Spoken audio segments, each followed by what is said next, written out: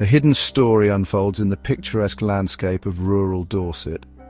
Sarah, at 43, and her young daughter Emily once called this beautiful part of the country their home. An eviction notice arrived, and suddenly the home they knew was gone. Sarah had always worked, always paid her rent on time, yet she and Emily were left facing homelessness in a close-knit village. They ended up in temporary accommodation, just one small room, miles away from Emily's school. Sarah's experience and Emily's isn't unique. This is happening more and more in quiet market towns and seemingly peaceful countryside villages. It's time we brought these stories out of the shadows.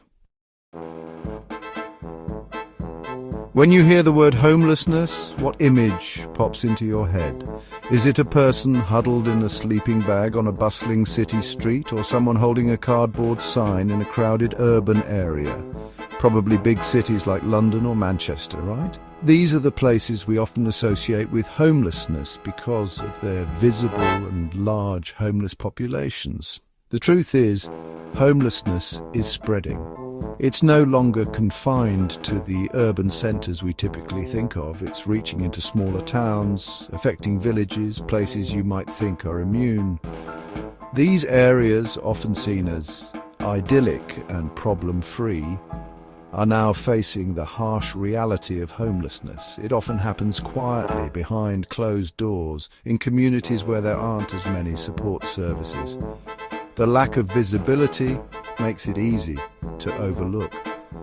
Think about what it must be like to lose your home in a small town where everyone knows each other. The social fabric is tight, and the fear of being judged can be overwhelming. The fear of being judged can be immense, so people try to hide their situation. They might stay with friends or family, moving from one couch to another. This sofa surfing makes the true scale of the problem difficult to measure, but it's homelessness all the same. These hidden homeless are just as vulnerable and in need of support. It's a problem that's becoming widespread all across the UK, from coastal towns to inland villages. No area is truly exempt from this growing crisis. We can't afford to ignore it. Addressing homelessness in these smaller communities is crucial, and it requires a collective effort from all of us. Let's look at the numbers, because sometimes figures can paint a picture that's hard to ignore. The statistics on homelessness in the UK are not just numbers. They represent real people, real lives disrupted and in turmoil. The charity shelter estimates that over 354,000 people in England are homeless on any given night. This staggering figure includes individuals sleeping rough on the streets, those in temporary accommodations, and people in shelters. That's like 1 in every 160 people in the country. Imagine walking down a busy street and realizing that 1 out of every 160 faces you see has no place to call home. Those figures represent a 14% increase in just 1 year. This rapid rise is alarming and highlights the urgent need for effective solutions and interventions. Tragically, children are caught right in the middle of this. They are the innocent victims of a crisis that they have no control over. Shelter's figures show that over 161,500 children in England are homeless, living in temporary accommodation with their families. These children face daily challenges that can affect their education, health, and overall well-being. While London has the highest rate, with 1 in every 47 people being homeless, other areas are also heavily affected. Cities like Birmingham, Manchester, and Bristol are also seeing significant numbers of homeless individuals. This clearly shows that homelessness is not confined to the capital. It is a nationwide issue that requires a coordinated and comprehensive response. The statistics are a serious wake-up call. They demand our attention and action to address the root causes and provide sustainable solutions for those affected. So what's causing this? Why are so many people, so many families, losing the roof over their heads? It's a question that haunts communities and policymakers alike. It's not usually down to one single thing. The reasons are complex and multifaceted. It's more like a perfect storm, a combination of different pressures all coming together. Economic, social, and even environmental factors play a role. One of the biggest drivers is the cost of private rent. The housing market has become increasingly unaffordable. Soaring prices mean that more and more of people's wages are eaten up by rent, leaving little for other essentials, and wages simply haven't kept pace. The gap between income and housing costs continues to widen. Just one unexpected bill, like a car repair, can tip the balance.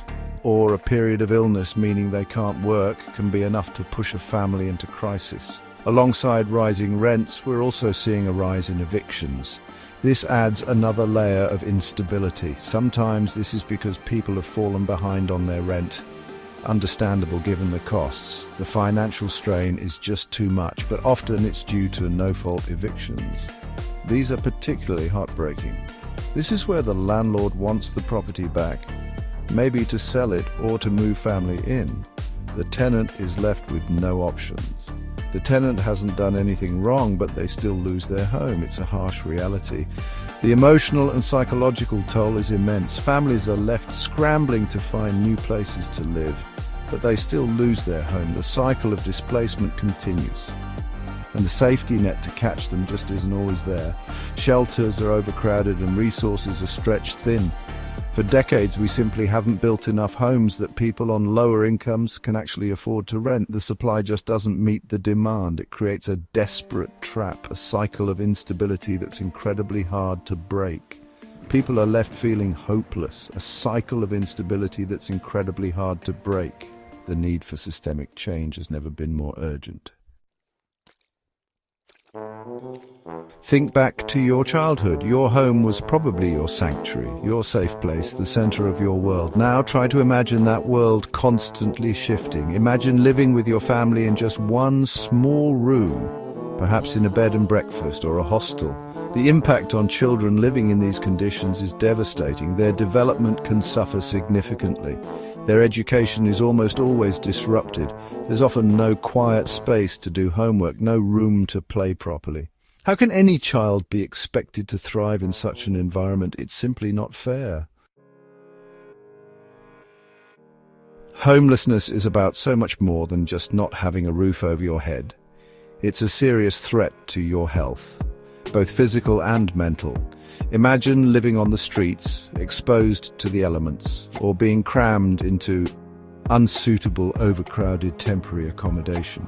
People who are experiencing homelessness are far more likely to suffer from physical health problems. Around 78% of homeless individuals report having physical health conditions, more than double the general population.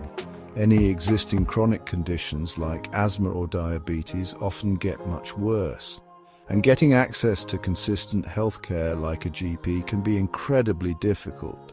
Studies show that 44% of people experiencing homelessness have a diagnosed mental health condition. The isolation, the trauma of losing your home, the constant fear and worry. So, with this crisis deepening, what's actually being done to try and fix it? It's a massive, complex problem, as we've seen.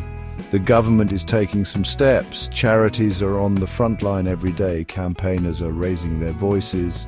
The government has recently set up a new ministerial group. Their main job is to look closely at the root causes of homelessness. Money has also been committed. The government has pledged £1 billion to help support homelessness services across the country.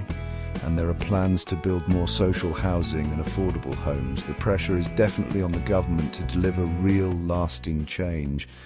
Beyond the usual government responses and pledges, there are some fresh ideas starting to emerge. People are looking for new ways to think about homelessness. We desperately need innovation. We need new energy. Prince William has launched a really interesting program called Homewards. The main goal is to try and make homelessness rare. 6 different locations across the UK are part of this. Art is also playing a part in tackling this issue. An exhibition called Homelessness Reframed recently opened at a gallery in London. These kinds of creative approaches offer a different way to engage with the issue. This crisis of homelessness, hidden or visible, touches every single one of us. It's happening in our towns, our cities, our villages. It could be affecting our neighbours. We simply can't afford to just look the other way. So what can ordinary people like us actually do? Well, for a start, we can try to educate ourselves, understand the real complex reasons why people become homeless. We can also choose to support the amazing charities that are out there on the front line. They rely heavily on donations from the public. And finally, we can all demand more from our elected leaders. Let's make tackling homelessness something that truly matters.